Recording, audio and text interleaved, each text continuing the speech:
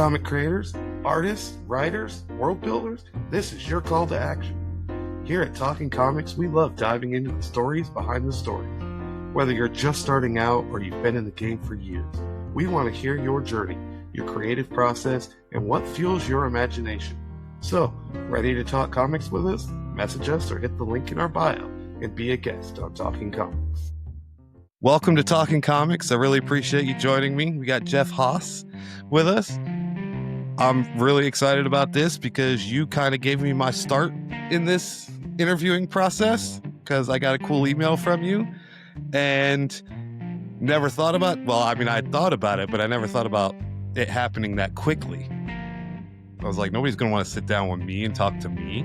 And then you kind of forced that into happening. And here I am, 30 some episodes later. So this is crazy in just 3 months. Well, I'm glad to force you into it. Yeah. So first off, just tell us about yourself and what you do.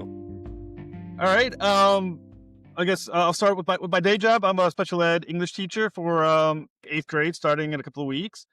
My other jobs are I'm a podcaster of my own show, Traversing the Stars.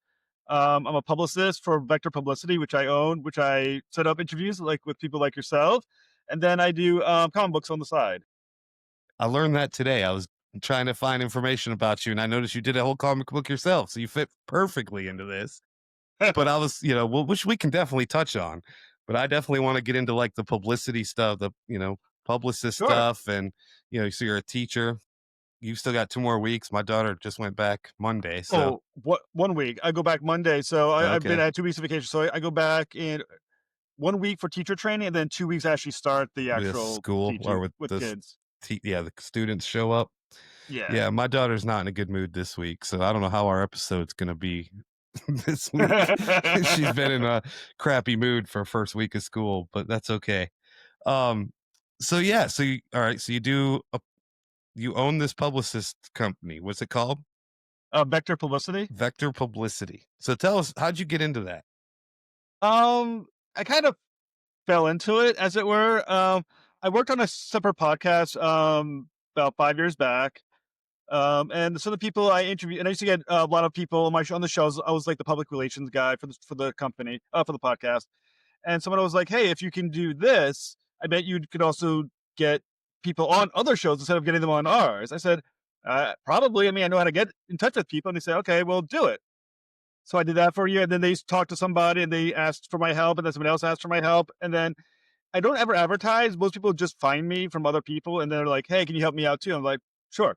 And that's kind of just how I run. I do about 3 or 4 clients every month or so. And it just kind of kept building. I've been doing it now for, maybe 3 years now. That's awesome. So what's your favorite part about doing that? It's helpful because you get in touch with a lot of people, and you get as sucked in as they do, because most of it's for Kickstarter campaigns. So when they're clicking, resetting their totals, see what they have, I find that I'm doing the same damn thing from my computer. Be like, reset, where are they? Reset. And so I get sucked into 3 campaigns every month. So I was like, I'm in this constant state of paying attention and praying, I guess, on some level that they're doing just as well as I hope they're doing. So yeah, you get caught up. It's you're part of the and it's great to share with somebody else, someone who else is excited about their project, and you're excited about their project as well on equal levels, and it's just kind of a thing that is fun. It is. I've found myself in the same thing with some of your people that you sent me. I'm refreshing here. I just did an interview and I'm checking every day. The guy in Australia that did the high school, one. I'm like, I even backed it. I was like, I had to just back it while I was recording with him, and I for 4 days I was like, all right, we're so close, and it did. It finally got to the pushed over the edge, which was very exciting. Tell them they could do a reality TV show called Kickstarter and just have people just paying that close attention and rooting for these campaigns, because listen, they do become a part of you. We are beyond excited to share the Chronicles of Panel P, a brand new comic coming in early 2026. Written by Talkin Comics podcast host AJ Ryman and co-written and illustrated by Mike L. Jure, Torque Arts Comics. Panel P is a heartfelt comic about courage, imagination, and the hero within. Sure, he may stir up a little mischief, but But at the end of the day, he's the hero we all need. Expect variant covers, exclusive merch, and much more. Follow the links in our bio, hit that notify me on launch on Kickstarter, and join us on this adventure. It does, for sure. So how do you measure success in this for yourself? Is it just when they get funded or? Well, yeah, I mean, for the most part, I gauge myself for what they feel is success. And I usually have a conversation with my clients, and I'm like, "What are you looking for from me? Like, what? How do you view success?" And they usually give me a number for money, they get a number for interviews, and I gauge myself from what they believe is success. Those are different levels. I mean, some people are like, the goal is 2,000, but if I don't hit 5,000, I fail. It's like, okay, so the goal is 5,000. Okay, so I gotta try to go for that. Or somebody was like, I need to do like ten to $20,000, and like, what's your goal? It's like 3,000. It's like, okay, I guess that's what we consider success now. And so I gauge myself from what they view as success. Because when they're happy, I'm happy. And when they feel like they failed, I feel like I failed. It's the same thing. Do you ever turn anybody down for helping them or? Yeah, from time to time, usually, I only take like about, at most, I try to take 3 or 4 clients a month. Okay. So after that, I'm not taking anybody else because I just don't have the time. And if I don't think I can do well by the client, then I'm just not going to do it because it's not fair. So I'll turn them down. I'll turn them down sometimes if I don't.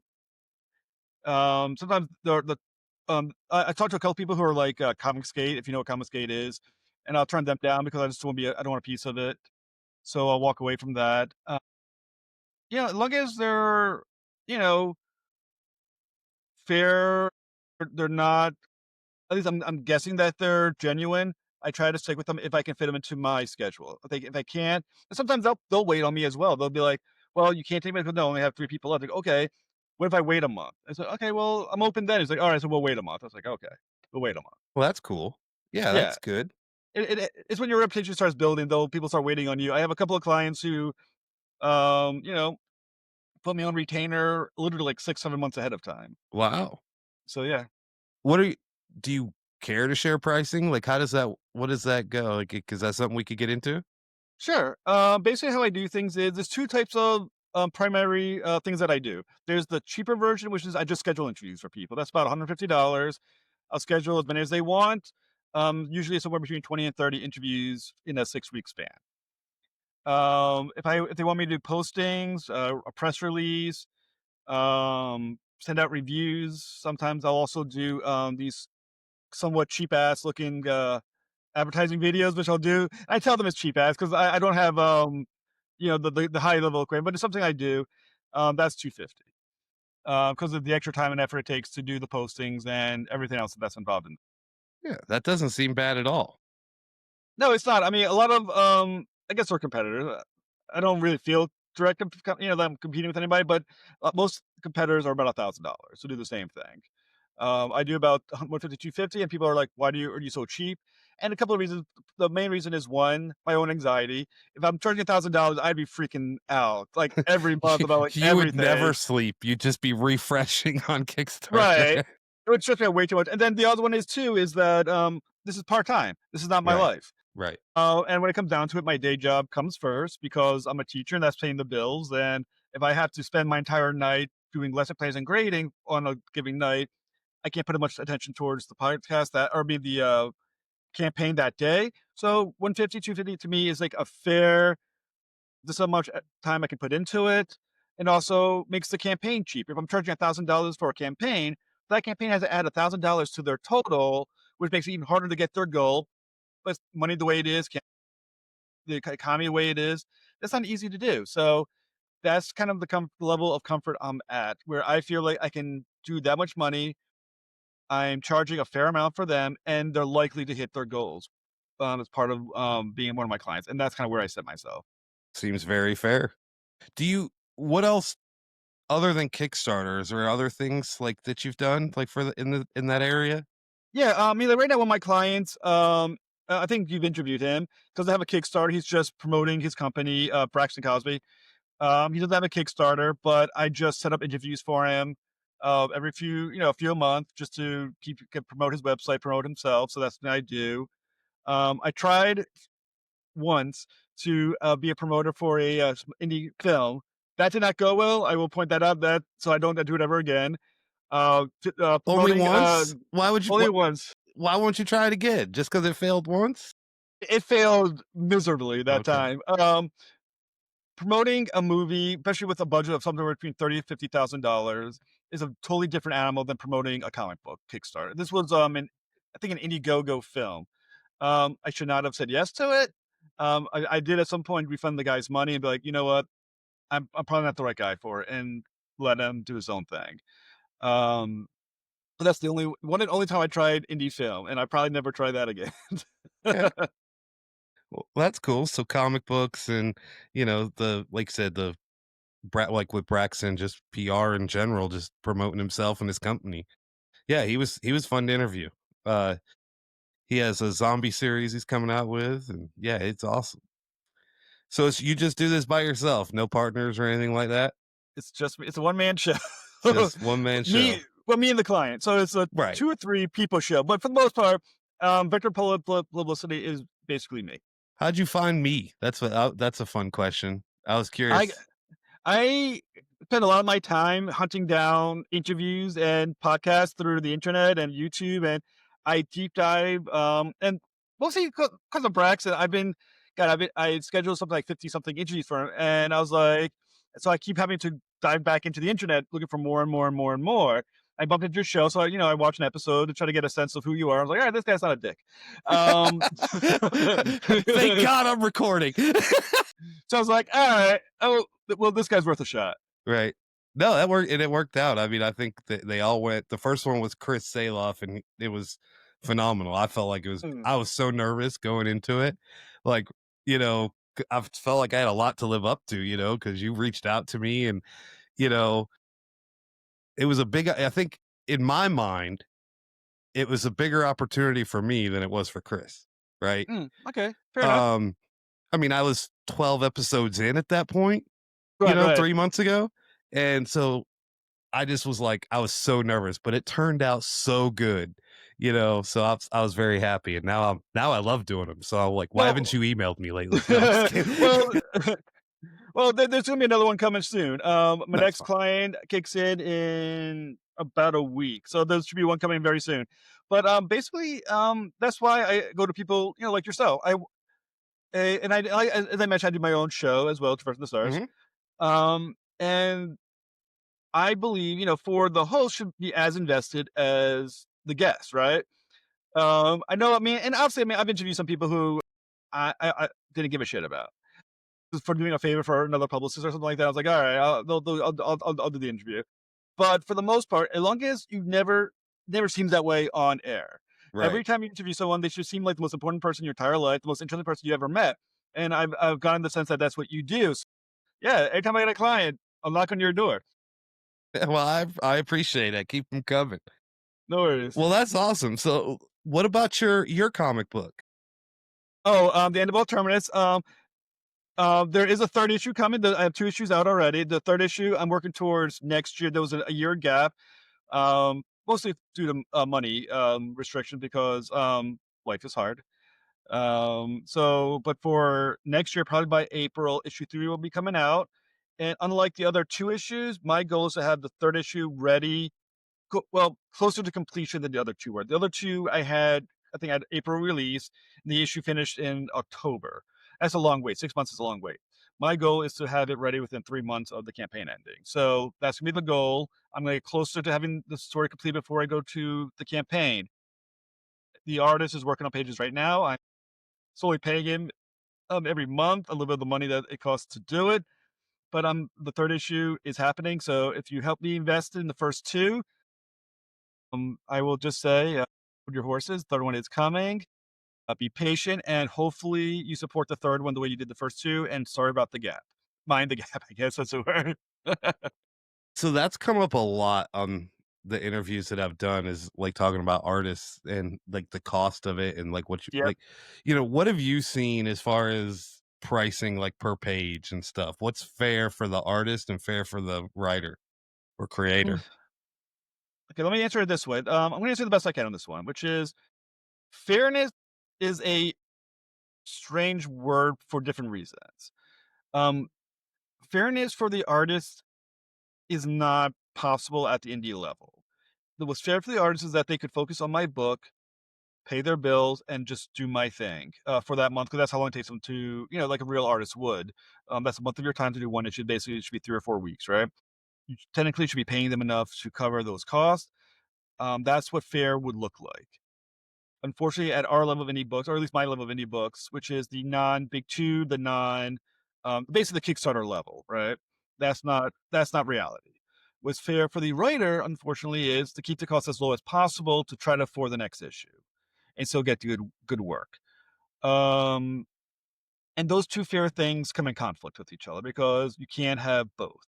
Either unless you're DC or Marvel, who can afford fair prices for both sides, right? Right. So I would say the fairness for the writer is whatever you can afford to make sure you can make it to the next issue because um, it's hard to make money out there, right? There's only going to be so many issues you're going to sell.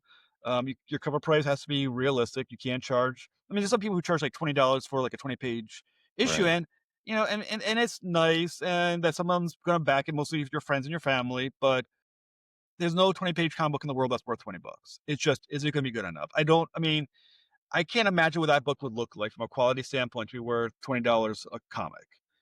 So you're going to do a realistic price for the buyers as well, because you got to make sure it's worth their money and time. So fairness is an odd word depending on perspective.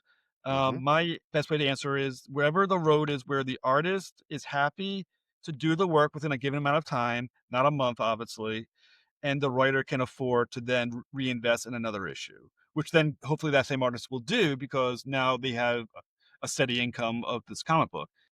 So that's the best way I can say what fear looks like, but um, that's different money to different people. I mean, some people are like $200 a page is fair. It's like, unless you bring in your audience as an artist. And some artists do have a big enough audience that will buy every book they do, and that's fantastic. That's probably worth $200 a page. Most don't put the effort to do that.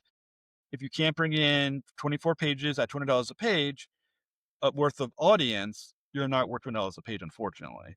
So I would say fair is a very complicated word in the world of indie comics. That's very well said. I'm just taking a note on that from sorry, I'm gonna have to write this down. No, no worries. Yeah, I mean, I've talked to other people, $50 page, $80 page, $100 page, $200 page. But that's a great way to put it is like what is fair for the time they're gonna invest and what the audience they're gonna bring, right? The artist is gonna bring. Because I have this I'm writing a comic now, crazy, but I'm writing one 3 pages in, typed out. And I was like, I was so reluctant to do it to start with because I'm not a great artist. I'm okay. Like I'm more of a graphic designer instead of artist. And like I created this whole panel Pete thing, and it's fun and I do, graphics to, make them now, but that doesn't do justice for a comic book. And so I finally came to a realization I'm going to find an artist and do it. So I'm just trying to learn, because I don't want to screw an artist over, right? It's the last Exactly. thing I ever want to do because it's hard for them too. But also, I don't want to pay $500 a page if it's only worth $100 a page. Right. I Yeah, mean, from the point of view of the writer, or I mean, you're a writer slash publisher, as we all are in the writer world, writer slash publisher slash investor. Um, Two things: be honest with your page range, and I mean, and when you say and honest, and just bluntly state this is what I can afford. right. Trust word of mouth over people on the internet. People on the internet are not always in these chat rooms are not trustworthy. Even if they say yes. The one thing that I do find from time to time is that when you code call these people and they're like, yeah, let's say you're saying I want to do it for $50 a page, whatever. Let's say $50, which is definitely on the low end. Um, they will say yes, and they will start doing the work. Usually, though, it's a plan. After 5 to 8 pages, they'll usually start pushing for more money. They're like, well, if now I really do think it's I should be getting 100 or whatever a page, and then they stop working for you if you don't pay it, stuff like that. Word of mouth is very important in the industry. Go to the people who you've seen the work of, who are at your level, and be like, "How much did you pay the guy? Is he available?" And then reach out. People who you just kind of cold call, there's a reason why word of mouth isn't spreading on them necessarily, and it may be because they're dicks. Um, so you gotta be careful. I've been robbed, and I really view it as robbed from artists for in the thousands of dollars over the course of my time writing. I probably, if I added up all the money I lost to dishonest artists, I probably are in the range of between $5,000 and $10,000, somewhere in that range. I did Wow. the math on it all. So it's you got to be careful. Make sure the person is really agreeing to get paid for that, and then be realistic what you expect. I mean, if you're paying someone $50 a page, let's say, right, or 100 or $75 a page, $80 a page, so in that range, you cannot ask them to complete that project in like a month. They have a Right. day job. You also can't expect them to keep redoing pages over and over again. Keep in mind what you're paying for. Be like, well, I'm paying you $50 a page, and the reason you're doing this too is probably because you're on the newer side or on ability, on the newer side of making comics or whatever. You're going to see a certain level of ability, right? You can't keep expecting, so you can't keep going like redo it, because now it's not worth their time anymore. So, and make sure they believe in the project too. Make sure they know what the project is before you pay them a penny. Be like, this is what it is. This is the story. This is the style I'm looking for, and be clear and more as clear as you can be with as much word about as you can do, and hopefully you don't get robbed. I'm working with the artist right now. I'm working with Brad Ship. I got lucky with him. He's a good artist, but the thing I like about him is that he's invested in the project. I was looking to get him near the beginning of his comic book career as a comic book artist, right? So it's probably why I got lucky in what I can afford. But he's invested. He will push it on his socials. Uh, I have a group, end of the Terminus Facebook group. He's part of it. And he'll post more than I do. He posts way more than I do. That's also worthwhile too, to have someone who Yeah. is as invested as I am in making this successful, because he's also not stupid. He knows when issue 2 got made and it hit its goal, he's gonna get paid for issue 3 too. It's some of these artists who don't help the project Right. lose out on the project then being paid again for the next project, right? This guy, Brad Ship, has been a great collaborator. He believes in it. He believes investing his time, his energy, and I got lucky. So the end of All Terminus issue 3, a lot of that has to do with the fact that he has invested himself in my project, and I'm lucky for that. That's great advice. That's better than any of these other questions I wrote down. I'm sure they're not. No, I mean, it's just I think that needs to be talked about more. I mean, you're not the first person to tell me that they've been robbed on artwork, you know, Yeah, thousands of dollars, yeah. it's And usually it's how it works. A lot of the artists will do is one, if you pay them up front completely, good chance you're gonna get screwed by people. A lot of them, what they'll do is they'll take the money you offer, and they'll usually do 5 to 8 pages because now you invested yourself, and then they start upping their price, or they go silent after that. Yeah, a lot of artists get very upset by that, and a lot of artists are gonna get ruined by that. But every artist, I think, and not sorry, not every writer probably has that story where I got screwed by somebody. right. Yep, that's something to look out for. Might have to go back to wanting to draw it myself now. I'll have to go take a drawing class. That's okay. Um, so you have a podcast too. You're Traversing the Stars, right? Traversing the Stars, that's Yeah. correct. So tell us about that. What's that about? Alright, so I'm completing my 4th season of the show, or 4th year, and which I'm very proud of. I'm almost at 1,200 subscribers, so I'm hopefully can get there by my 4th year. I interview comic book people, I interview celebrities, I interview writers, directors, actors, musicians, like I said, comic book people, authors. Basically anyone who's interesting to me, I'll talk to. And I've interviewed some really cool people, and I'm not saying every single person is superstar or whatever like that, but I get to talk to people who I've actually get to experience watching a television, something on television, text them as I'm watching, going, hey, let's talk about this on my show. And they're like, sure. And like in real time, we're like, oh, and we're talking about like the thing in real time as I'm texting them to come on my show. And it's cool. It makes up for some of the anxiety that comes with hosting a show. And there's always anxiety. I mean, unfortunately, I'm one of those people who's never satisfied. Never like I go through periods of just sheer anxiety about my pod. It's not growing fast enough, should be growing faster. And then and it eats at you. But then you have a good day or good episode, and you're just like, all right, this will keep me going for another little, another few weeks. It's fun. And I've been doing it. I do about 3 episodes a week. Wow. And I've been doing it, like I said, about to close out my 4th year. That's awesome. 3 episodes a week. That's a lot of content. I'm It's a lot doing of content. 2 to 3 right now. Yeah, it takes a lot of time. I mean, a lot of Mhm. prep time, a lot of interview time. Editing's a bitch. Anyone who does this will know the least fun part is editing, especially because I hate to sound my own voice. So like I listen to it, I'm just like, oh man. But the one thing I do like with LinkedIn, which is a little bit how you is that with LinkedIn, whoever talks is on screen, so I don't have to see You myself mean as Zoom? often. Yeah, on Zoom. Yeah. When I have it on that, so I don't actually have to see myself as often because the guest is on there the time, and that's my saving grace. Because I can't stand watching myself talk on these shows. See, It, I was that way, and that's funny that you're 4 years in and still feel that way, because I was that way 6 months ago, but now it's like, I actually learned to like my voice and, being on No, screen. no, I wait, and certain things I've given up over time. Like when I was first doing it, I was editing it every single time I said I'd be edit. Now I'm just like, you know what? That's fuck it. I'm tired of listening, cutting myself out and say screw it. This is how it goes at this point.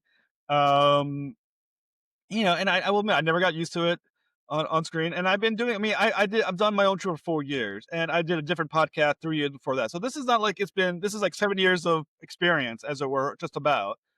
But yeah, I've literally never get used to hearing my voice on talking back at me. The cool thing, I'll plug Riverside again. It will, like I just said, again, it'll take those out for you. Automatically? Yeah. Really? Yeah. It's crazy what it'll do on the back end.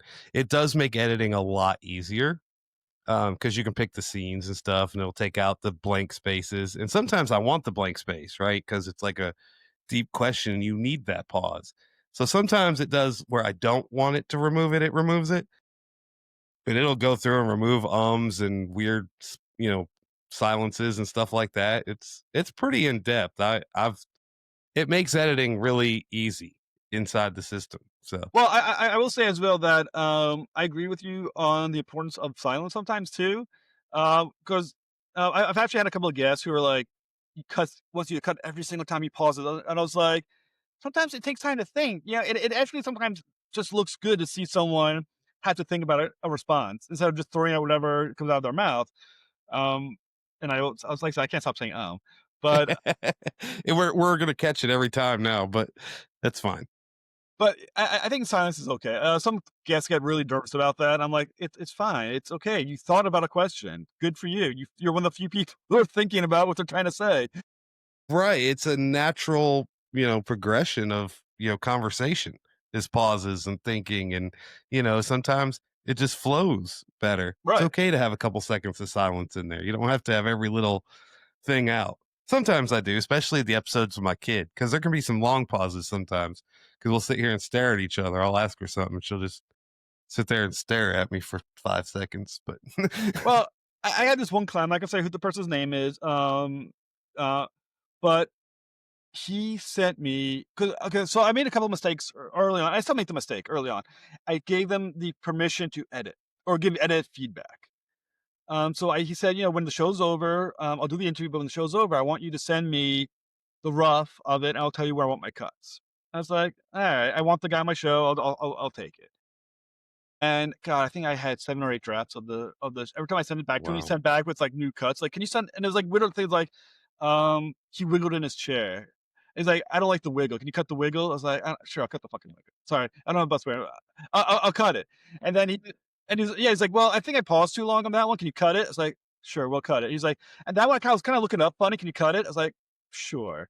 And eventually I sent him a file, and the final was final edit. And he got the hint. And he never asked me again. So I was like, this took up so much of my life for this interview. All stuff that was like no one cares. I was like, I wanted to. I didn't message him. But I was like, I wanted to be like, no one cares. They don't care how you wiggled. They don't care that you paused for a second. They don't care that your eyes looked up for a second and thought.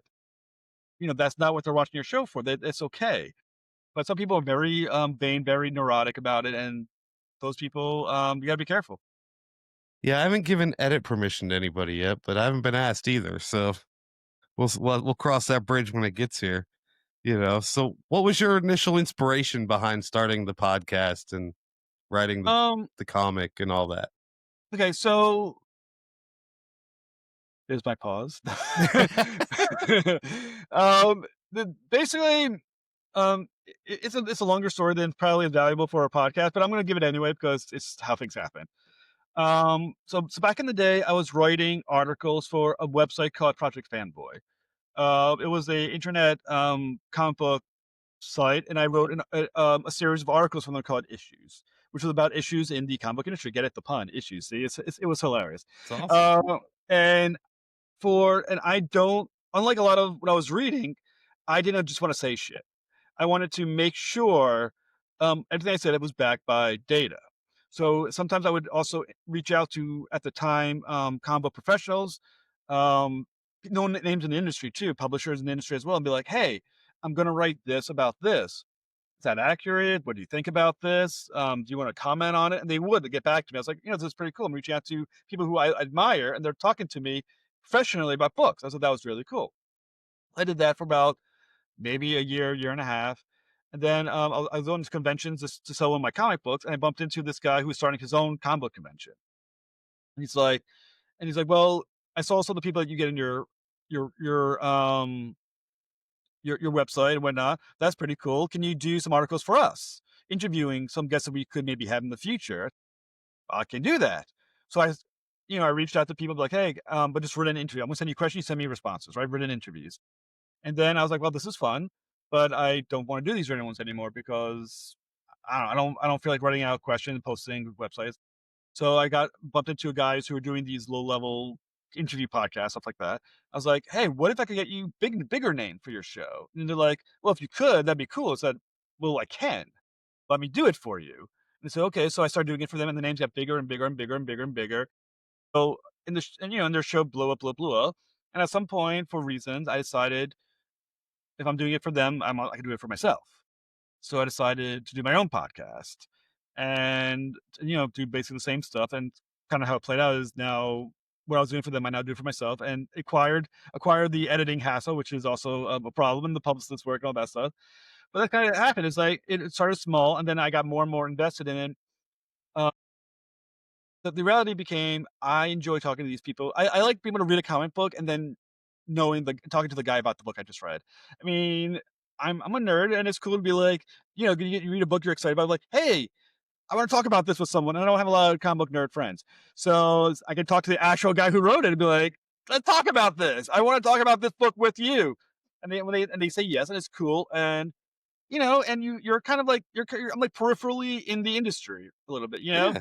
I can't believe what was the name of that new planet they found? Ammonite, I think it's called, and it's like outside the solar system, but it's kind of circles around like at the very edge. I'm like, that's kind of me. I'm Ammonite. I'm circling the comic book industry from like the outer border, and it's kind of nice. Yeah.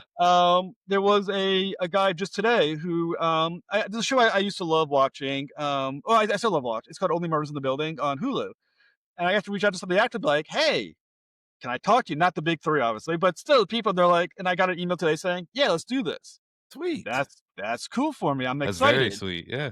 Right. So that's how, and it kind of just drives me. And obviously sometimes I feel like crap after, when the numbers, because you get just about the numbers, you're like, refresh, oh, the views, what my view count, what's my hours per episode, blah, blah, blah, blah, blah, blah. But every once in a while you get someone goes, "Oh, that's cool. You talked to him." And you're like, "Oh, this is cool. I'm cool for another couple of weeks." And you keep on rolling with it, So that's kind of how it kind of built up into what it is now. Yeah. I try not to look at the numbers. Like right now I'm Yeah. gaining a little traction on TikTok. I'm like almost to like 750 or something on TikTok, which is Nice. amazing. Um, So that's going pretty good, but like Instagram's still like 140 or something, and YouTube is like 48 or something. But it's like it is what it is. I'm having fun. I'm enjoying Yeah. putting it out, and it'll happen eventually. See, I'm way more neurotic, unfortunately, about my show, and like I said, and I will obsess over it, like, and more than I should. Unfortunately, I know sometimes like I'm in class, so the class is getting boring for me. I think I'm like, where am I on my view cam? Where am I on my view cam? And I shouldn't do that, but um, I don't know. It's something that I like to see grows to the point where I can make some income on YouTube and pay for the cost of doing it, Right. which would be nice. I like to break even. Right That would be now, nice. Yes. yeah, right now it costs me more to do the show than I can get from the show. I Yes. would like to get to the point where, and not only that though, also the bigger I get too, the more I can talk to the people who who you want to talk to. It'd be nice to be able to literally watch something and be like, it's gonna be that guy I'm gonna interview or that show or that comic book. I'm not quite there yet. I'm still at like the few rungs down from that. So yeah, and I'm also obsessive anyway as an individual. Yeah. So I'm obsessive about the numbers. And Oh, I mean, I'm still obsessed about it. I just try not to like look at it every minute, every day. right. It's like I still want to get there. And what advice do you have for, growing YouTube channels? You hit over 1,000, you're almost 1,200. What did you do? Okay, put a lot of time into it. Yeah. 4 years, um, right? Yeah. I mean, yeah, that's 4 years. It's I'm building basically almost a subscriber per day. Did that for a while. Advice I have: there's no easy advice for you. There's no magic wand. And anyone who's trying to sell you, like those commercial advertisements. they're so annoying. Yeah, like if you give us this much money in a week, you'll Yeah. have You'll have, 4,000 subscribers. yeah. No, And, they're fake. right, and I mean, there'll be bots, and that's worthless anyway, because you need, because with YouTube, you need 1,000 subscribers and 4,000 watch hours a year. So all the bots can subscribe you all they want, but if they're not legit subscribers, it doesn't freaking matter at some point. You know what I'm saying? My best advice to you is be consistent and be shameless. Um, the biggest error people make is that they are shy about their show. And they shouldn't be. It's your show. If you are not willing or comfortable enough to promote yourself, no one is going to care to promote you at all. So I post everywhere: Facebook groups, Instagram posts, Reddit posts. And sometimes I get kicked out of the group because I'm posting my shit, and that's fine. Then that's one less group to post to. That's fine. We run a different group. But I'm shameless about it. I post everywhere about it. I'm a little annoying about it. And that's where the growth is going to come from. If you're relying on the algorithm to sell your show, you're going to fail. Right. You and me are not big enough names for the algorithm to really give a shit. It just doesn't. They are looking for people who have much bigger followings than us, and they're going to push their stuff because they know there's something they have to views and they're getting the links. So the hits on that other stuff, that's not us. So you need to post everywhere. Post to Facebook groups. I recently interviewed Neva Howe. She was Ma Kent in Superman, right? So I interviewed her. I posted her on the Reddit Superman group, on the DCU Reddit group. I posted to every group that said Superman on Facebook, and there's like 20 or something or 30 of them. They got the link. I posted to every DC Universe movie group, and I posted them to every single one. There's like 10 or 20 of those. I posted to my Instagram, and I linked everyone with a hashtag that I could think of. It's okay to be annoying about your own show, and if people don't like it, yeah, I've been blocked on so many Reddit groups I can't even count them anymore. So many Reddit will be like, "You are now banned from posting anymore because they won't allow promoting your own posts," Right. and that's fine. And I've been banned so many times. I've been kicked out of Facebook groups for posting my own stuff, and that's just how it goes. But but it's your results, and if I can post to 10 groups and that gets me 40 subscribers, you know what? It was a free 3 subscribers for me. That's fine. If I kicked out of a group for doing it, that's fine. I don't really post that much to these groups anyway, other than my own promoting stuff. That's fine. Right. I believe in being shameless about it, and if you're not going to do it, no one else is going to do it for you. That's right. Now you mentioned you've gone to conventions have you had like booths at at conventions for your comic and stuff? Yeah, I've been to. It's probably more than I can think of right now. I've probably been to 10 to 15 conventions, maybe as high as 20. Most on the lower level. I did Rhode Island Comic Con for a little while, but I'm not paying $400 for a table for an indie comic book table because the money just wasn't worth it. But yeah, I've done it for some years. Do you promote your podcast at the table too? I've done it once. It did not get me any subscribers, Really? unfortunately. Yeah, it didn't really. I mean, people watched a little bit of it, but it didn't. It wasn't really. It didn't really give me any impact on it. So I don't. I really hadn't tried doing it since. But for one day, I had access for a few times to a outlet, so I plugged in my laptop. And I just kept showing it, and it was cool to have, but at the same time, it didn't really do anything for me. So I stopped trying. Did you? And you live? Where do you live? Rhode Island. Did you go to the? There was one last weekend. Oh, Boston. No, was it? Is it Boston? Which one? Terrificon? Terrificon? Oh, Terrificon. I did Terrificon. I've done Terrificon as a press pass. Okay. I got there as press, but I never did a table there because once again their tables are $300 something.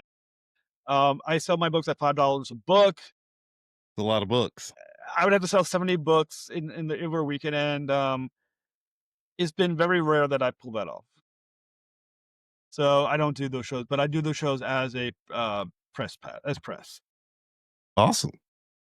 So I got some fun questions, but before we get into that, what is something that I haven't asked that you'd want to cover? I think this is my favorite question, and I think everybody enjoys this question because if I don't cover something you want to cover, it gives you a chance to bring it up, right? Yeah. So is there anything that I haven't asked that you want to talk about? No, I mean we got my podcast, we got my publicist work. Eventually, I'll have to come back on, and when the comic book's ready to be promoted, I'll come back for that. No, I mean, if people want to pay attention, they can subscribe to Traverse the Stars, and if they want a publicist, reach out to me on Facebook, Jeff Haas, or Instagram, or even through my podcast is fine as well. And we'll talk, and we'll set up something for publicist work if you're interested. Just as long as you're legit. I mean, if they're not legit, I'm not going to pay attention to you. So if you're, but if you're really trying to do something, sure. All right, I'll pay. How you gonna take me on as a client to promote the podcast? I would totally do that for you. Wouldn't be there. I actually someone else offered that as well, and we're in talks to do so for somebody else as well. We might talk about that. That'd be pretty fun. So you talked about planets and stuff. I love that. I'm all into like aliens and stuff. Do you believe in aliens? Do you think they're real? Well, depends how you mean the question. Okay.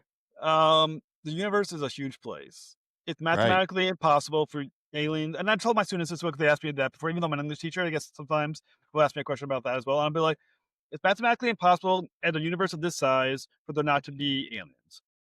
It's mathematically impossible. The universe is so vast that the human mind can't even grasp the size of it. The odds that there's aliens in the universe is 100%. The odds that there's aliens in our galaxy, probably 100%. The question then becomes, I believe they visited us in the solar system or on Earth. Now you're getting to the point where now I'm thinking, it's unlikely, though there seems to be evidence more all the time.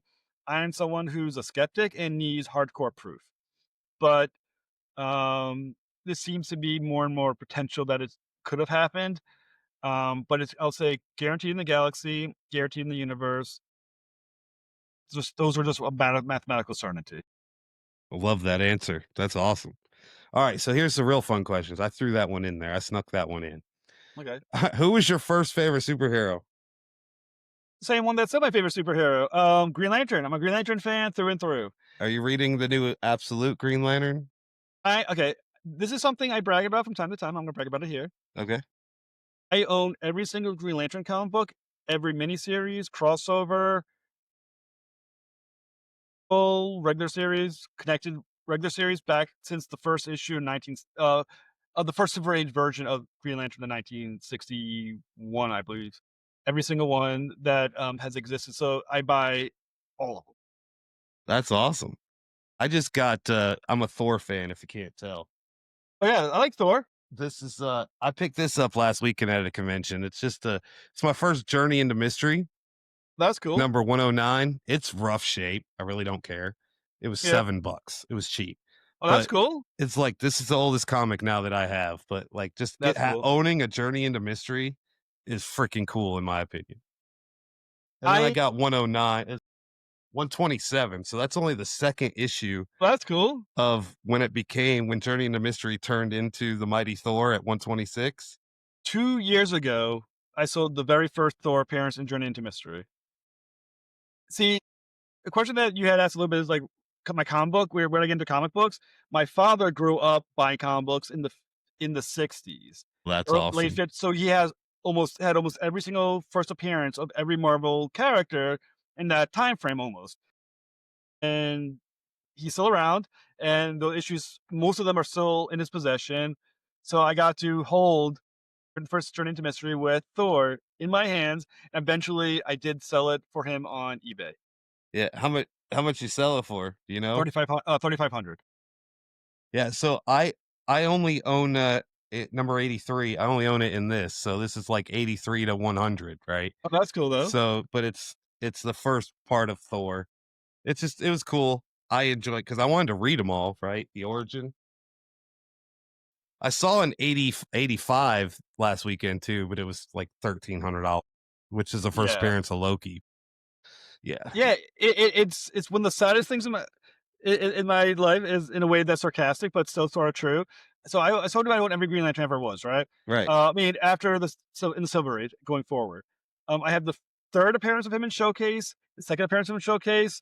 I don't have the first appearance of Hal Jordan. It's the major one I'm missing. I still cannot afford it, and that one breaks my heart every time I see like the image of him. I'm like, oh, it's the only one. It's literally the only one. It's the most important of all of them. How much is it going for? In horrible condition, you're still going to probably have to pay between $5,000 in horrible condition. And yeah, I can't I can't try to tell my wife where $500 went to in that comic book. I mean, I guess I could say it's an investment, but I don't think I could ever justify it to my wife in a way she won't kill me. That makes sense. So Green Lantern, and you own them Green all. Lantern. I don't own all of Thor, but I have a bunch of the Thor comics. I'm getting there. I might have them all eventually. I got the couple big ones. You know, that one's pretty cool. I don't know if it's not really a key issue, those two, but they're cool to me because they're early, right? Looks like a cool read. Thor and Magneto. I didn't even know that happened. And then I have the Beta Bill one. So yeah, the 338 or whatever. All right. So do you remember the first comic book you ever read? I mean, you were surrounded by them, which is awesome. Right. I don't know the first one I ever read. I remember there's a couple that are in my brain as being my early ones. I can't remember anymore which ones came first. I know Jerry Conway's Justice League of America books. I think it was around 211 or 213 is the one that I read the most. I have the most vivid memories of. But at the same time, I also had a couple of issues of Marvel Team Up with Spider-Man. One was Spider-Man Quasar, one was Spider-Man Captain America. And I can't remember which ones came first.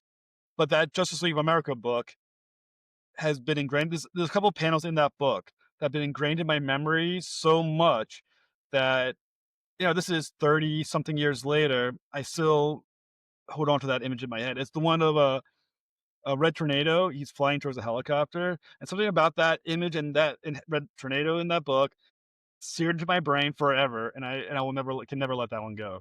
It's really cool. Yeah. So, all right. If you could live in any comic book universe, what would you live in? Which one would it be? Yeah, a lot of people die in these books when you think about what the amount of destruction is. I'm not sure. Maybe Usagi Yojimbo has a pretty good world that he lives in. Japan seems there's some quiet areas in Japan. If you're going to live in the Marvel universe, you can't live in New York because, I don't know how everyone's not dead in New York. So that doesn't sound like a good plan. Film would be horrible. Realistically, your car is going to get smashed at one point or another by Superman. It's just going to happen.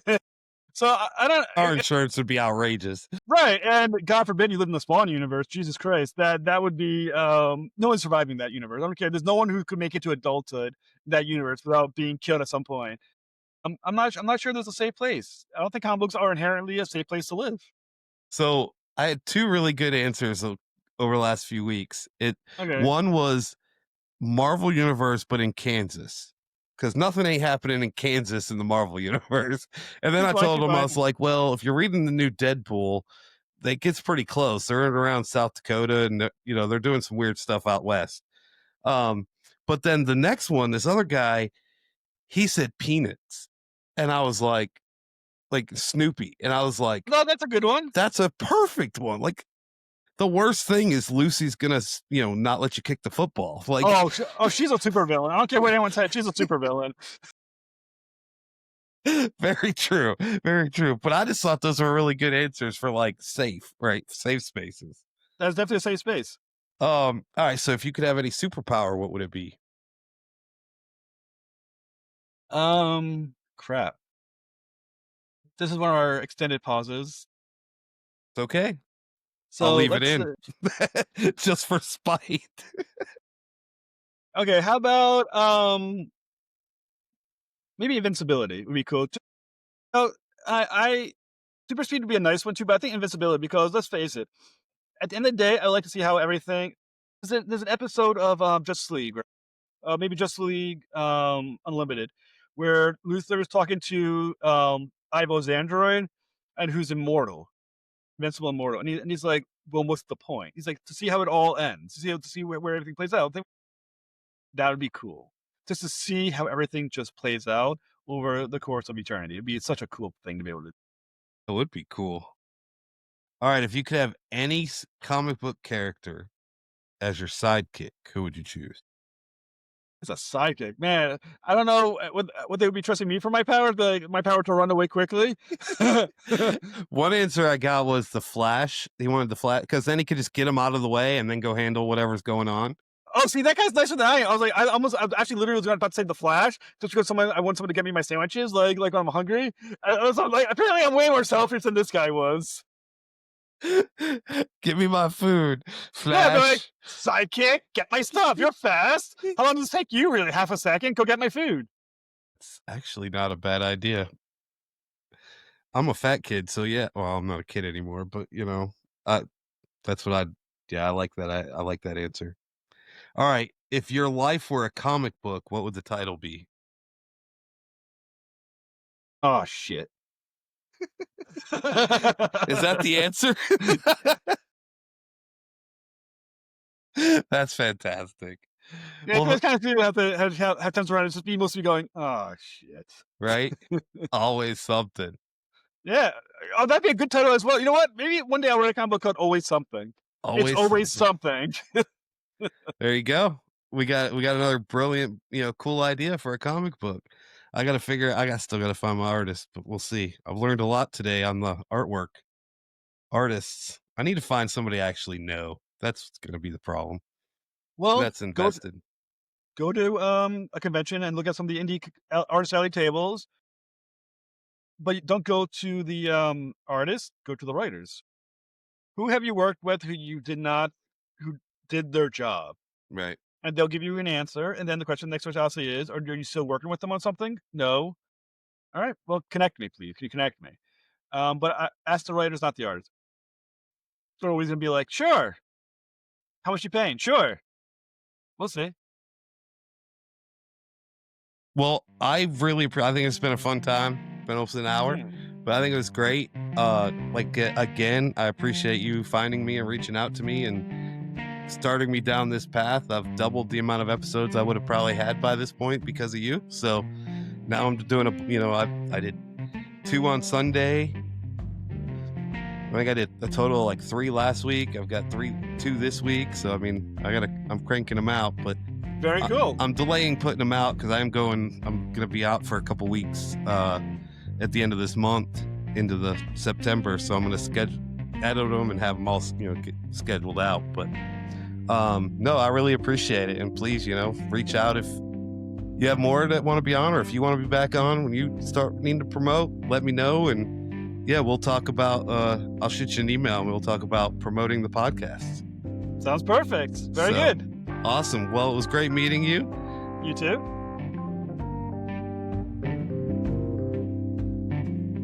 In a world of heroes, villains, and epic stories, Braha, Omicron, and their ultimate sidekick, Panel P, take you on adventures each week. Showing off their comic book hauls, fun trivia and games, honest reviews, and inspiring conversations with creators and consumers who make it all possible. Join in on the conversation. This is Talkin Comics. Trying to start a podcast but feeling stuck? At Aquadio, we help creators make waves with everything you need to bring your voice to life. Hosting, recording, editing, and marketing. Whether you're starting from scratch or just need a little help polishing your sound, we're here to hydropower your creativity. Comment on this video or DM us today and let's dive in.